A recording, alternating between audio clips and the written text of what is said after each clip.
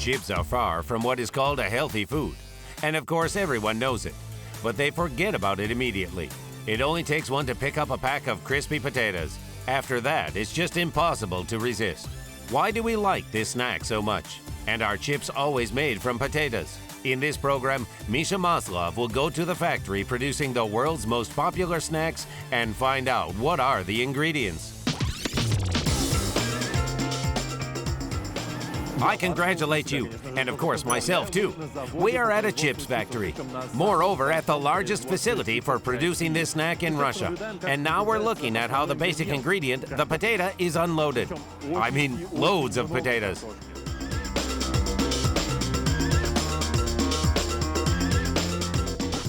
Potatoes from the truck are unloaded in a special way. The truck is driven to a special platform and raised to the angle of 30 degrees. This allows the potatoes to gradually roll out of the cargo bed. It takes about half an hour to unload such a 20-ton truck.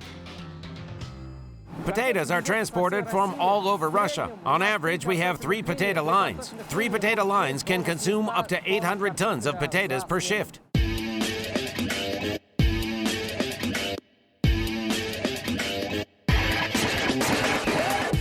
After being unloaded, the potato sets off on a long journey along the conveyors of the plant. Not every potato turns into chips. It goes through a careful selection process. Here, for example, the first stage of selection, which is size grading. The tuber should be more than 1.4 inches in diameter. Otherwise, it'll fall between the rollers and will be rejected. Look, for example. Look, this tuber has passed size grading and soon it will become chips. Size is by no means the only parameter which potatoes are selected by. Only a few varieties are suitable for chips production. We only use certain varieties from Russian suppliers. We need potatoes with a higher content of starch to get that perfect crunch. The amount of starch is not the only indicator used to choose potato varieties suitable for making potato chips. Strictly speaking, our laboratory studies the suitability of different varieties for producing to get various types of potato products, including crispy potatoes, chips.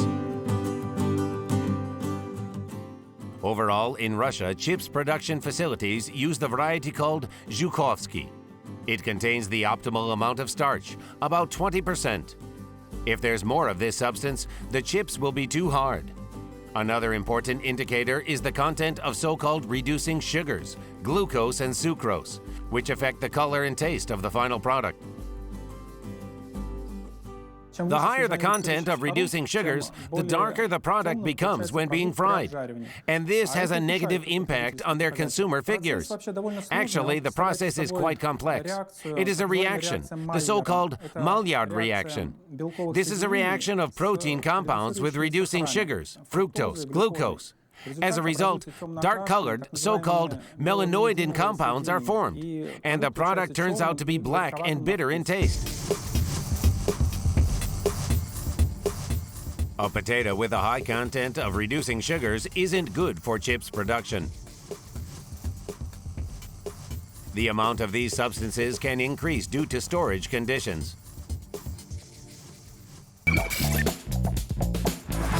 Additives.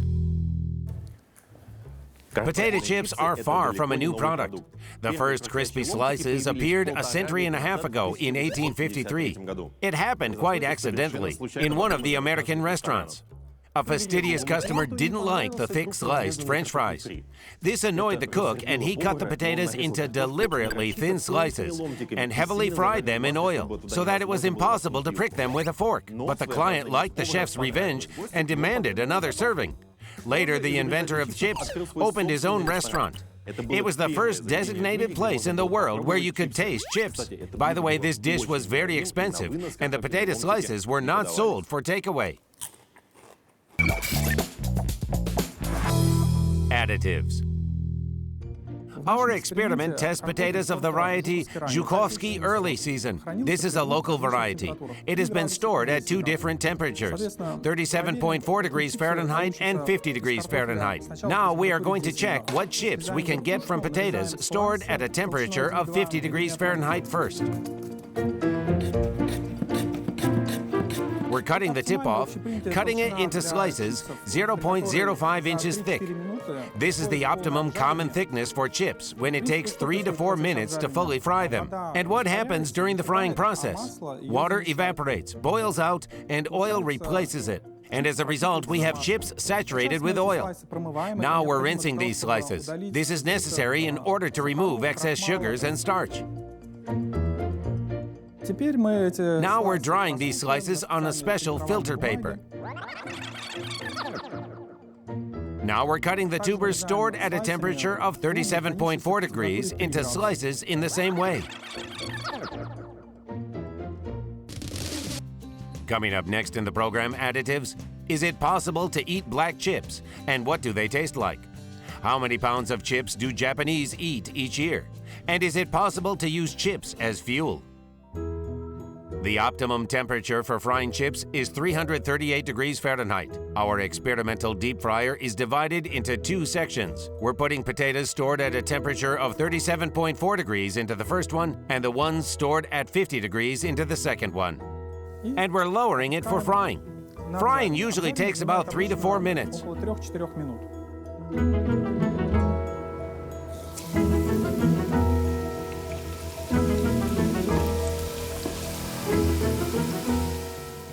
Approximately in the second minute of frying, the difference becomes gradually apparent.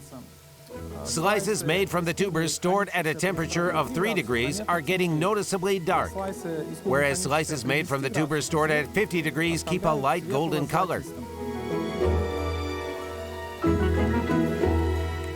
That is, darkening is the result of a reaction between amino acids and reducing sugars.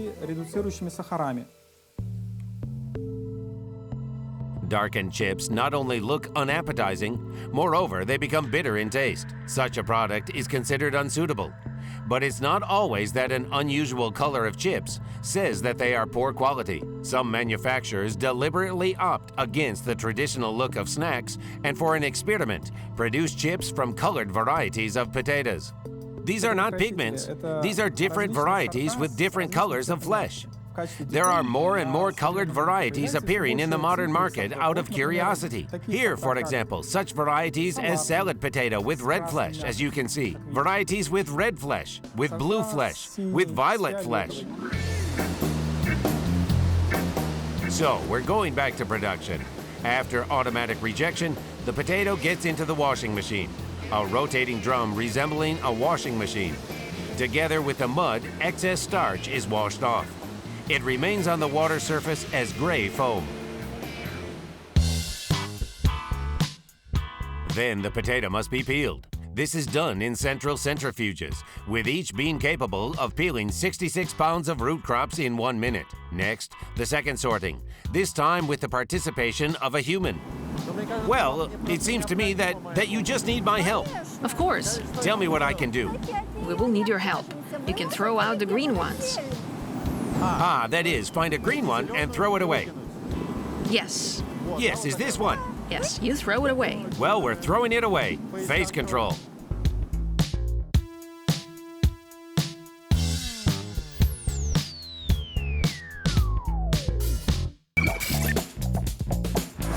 Additives. Snack in English means a light appetizer. Snacks differ from other products in their mobility and long period of storage. Snacks can be very diverse, sweet and salted, made with flour, meat, natural such as seeds. The favorite snack of ancient Greeks was figs. Cowboys preferred to appease hunger with a piece of jerky, and the Eskimo have seal liver for a snack. Finally, it's time to make the potatoes look like chips. That is, to cut them into thin slices. However, this happens in a closed container and you cannot see the cutting process. Alexander, what is this? We are at the second stage of processing potatoes. This is a division of cutting potatoes into thin slices. Ah, well, that is, there's a very small little man sitting in this barrel and he's quickly cutting them, isn't he? Well, almost like this. Now I'll tell you in more detail about the technological process. Here we can see already prepared slices, which then go into the rinsing machine. Yes, and what's inside? How is it cut so thinly? I just can't imagine it. Let's go a little further. Yes, let's do that. Here we see a cutting machine. Potatoes through special trays come in these machines from above. Okay. And due to the angular acceleration, it moves in a circle and is cut into such thin slices. And how thin are these slices? The slices are very thin, but unfortunately, I cannot tell you the exact figure. Secret? Secret. Additives. How thick the potato slice is affects the taste and texture of the final product. Therefore, manufacturers keep this figure secret. After being cut, the potato is washed again and sent for frying. All this is a huge fryer. From the one side, washed and sliced potatoes go into it. They are submerged into vegetable oil, heated to 356 degrees Fahrenheit for 3 minutes. And from the other side, fragrant golden chips come out. But I remember that you cannot eat in the production facility. Therefore, alas, we're going further without tasting. The tasting will be later. In the process of frying potatoes, the water that is contained in the tuber is replaced by vegetable oil. 3.5 ounces of chips contain about half a glass of oil. Additives. Oil, as you know, burns perfectly. Does it mean that chips do too? Now we'll check. Don't try this at home.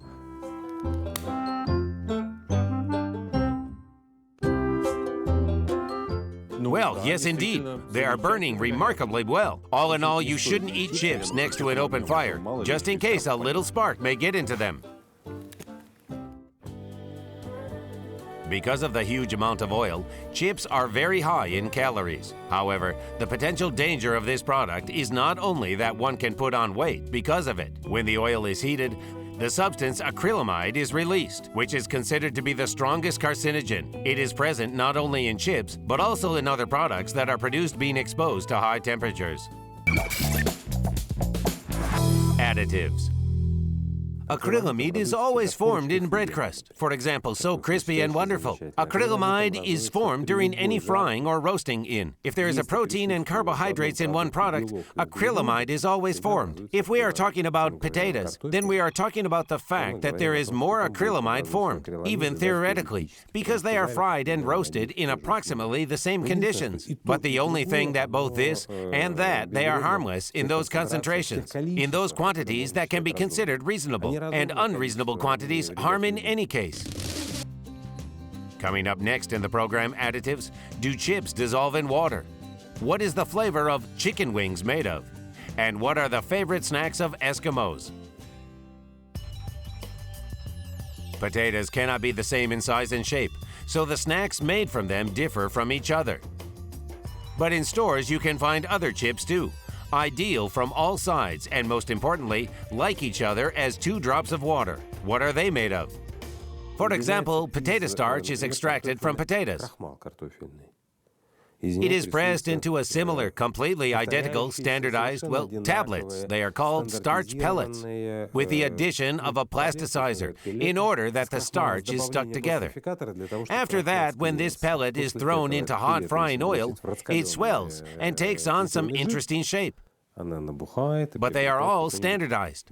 The source of this standardization, is that it was pressed the same way. It turns out that such chips are molded from starch dough. A bonding agent that helps keep the shape is an emulsifier.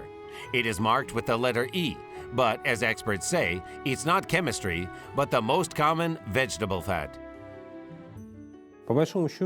By and large, this emulsifier is not chemically defined in this slice after it was immersed in frying fat, since the emulsifier is fat too. It is also a fatty product, and it is also made of vegetable oil. And it turns out that the derivatives of vegetable fats, they are used as emulsifiers to get this slice that will then be thrown into fat. And fat will be added to fat, and that's it. Chips made from starch dough can be distinguished from snacks made from natural potatoes not only due to their appearance. There is a simple way to find out what the chips are made of. It is enough to pour some boiling water onto the slice and wait for a few minutes. Potato chips will keep their size and shape, whereas a snack made from starchy dough will dissolve and fall as sludge. If you compare one thing to another, well, they are about the same. The only thing is that the product of processing potatoes called starch, it doesn't contain proteins that are contained in potatoes, and doesn't contain dietary fiber that is contained in potatoes. There is this difference. But again, how much do you need to eat of one and the other to feel the difference in proteins and in dietary fiber in this whole consumer goods basket? Additives. Pressed chips, so they do not break down, are sold in such cylindrical tubes. This tube for snacks was invented and patented by the American chemist Fred Bohr. He was so proud of his brainchild that he requested his ashes be buried in one of these tubes, which was performed by his relatives after his death. As potato chips are a very simple product, they don't contain any food additives. For example, in snacks with salt, there is nothing contained except, in fact, salt, potato, and vegetable oil. But there are other, more refined flavors. We produce a big line of flavors, starting from simple ones, such as sour cream, onions, green onions, cheese, bacon, and also, let's say, more sophisticated ones. Flavors like veal on the grill, for example, Parmesan cheese, mild cheese, and so on. So, we have a line of about 20 flavors altogether. So what does the inscription "chips with caviar taste" or "grilled chicken wings" on the package say about? Do they mean that these wings or caviar are in fact chips ingredients? If we're talking about chips with chicken wings, yes indeed, you shouldn't expect to find chicken wings there. We only find the flavor.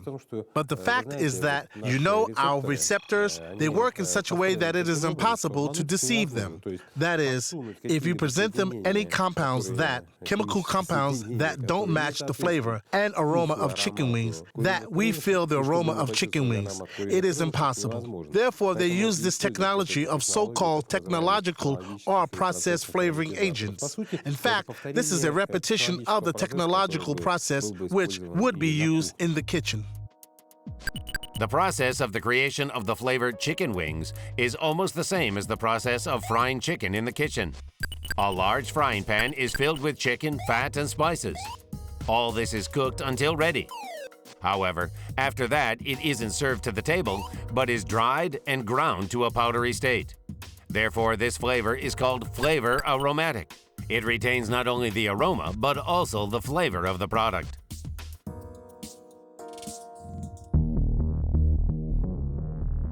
At the plant, flavors are added to chips here in such drums where the flavoring agents with the taste of salmon or sour cream are evenly dispersed over the surface of the potato slice.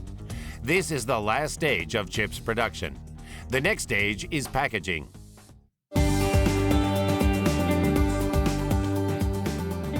The production of other types of snacks is different from chips production. Baked rolls, croutons, and cornmeal products are produced by this device, the extruder.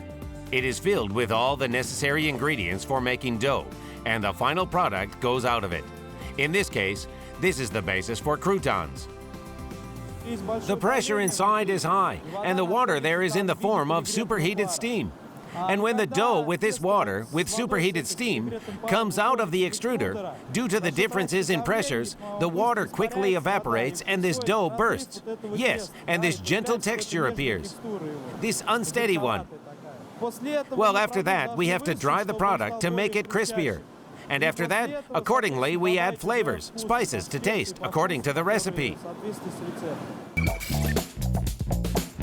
Additives. According to sociological studies, approximately 95% of people go for chips if they want to have a snack. The reason for such popularity is not that potato slices appease hunger well. Snacks are usually a supplement to some activity. Often, people eat chips while watching TV, during a road trip, while reading a book, when they're in a bad mood, or just when there's nothing to do. Ironically, people said the lack of dishes to be one of the main advantages. It is estimated that Americans eat almost 22 pounds of chips per year. Europeans from 2 to 11 pounds. Russians just over a pound. And now attention, the record holders in eating chips are the Japanese. They eat up to 44 pounds of these snacks per year. What about sushi?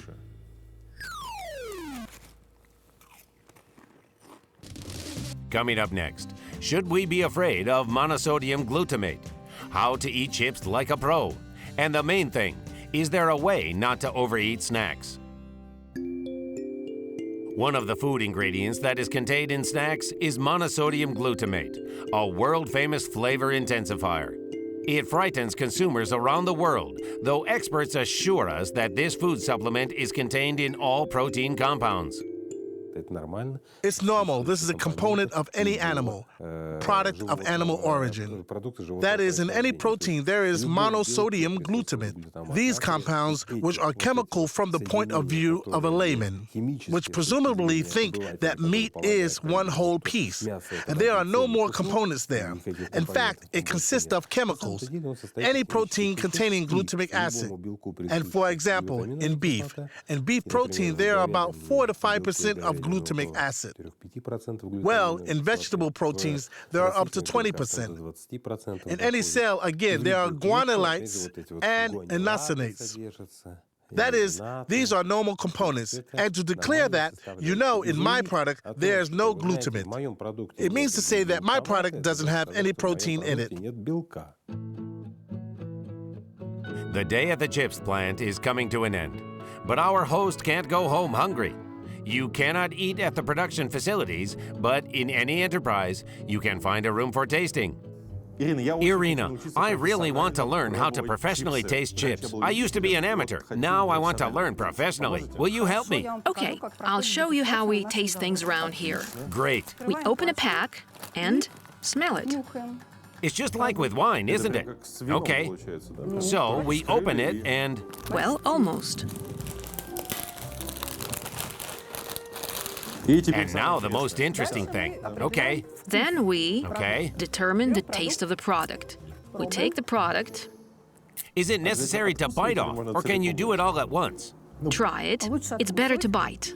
Then I'll explain why. Yeah. How is it? Have some water. Okay, tastes like salty chips. Exactly. And now, the last stage of our tasting, that's when we are going to taste the product and bite a piece off to hear the crunch that our customers like so much. And that's how we determine the texture of our product. It's clear. And then, are there any decibel criteria, for example, that it should be from this and to that? Well, here's what's important. The strength with which we bite the product and the sound that we hear. The effort you apply in biting should be minimal, and you'll hear that special crunch, even next door.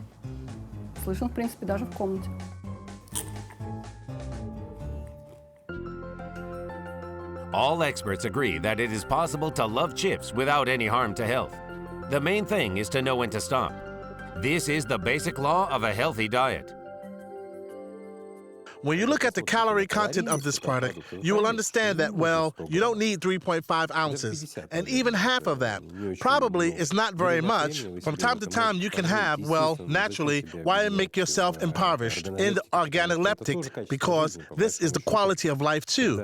By and large, when I have a wonderful friend, a good one who's still in college, said such a wonderful phrase. May vegetarians forgive me, he says. When a good piece of meat goes through the esophagus, past the heart, then the heart rejoices. Here it is, the same story. When a good tasty thing goes through the esophagus, the heart is also happy. It's just that you shouldn't eat a lot of this delicious thing.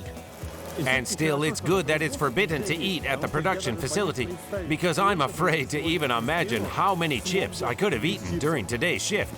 But you must agree that it's also strange to be here and not have a bite. Therefore, I'll have a small portion. Well, just a tiny bit,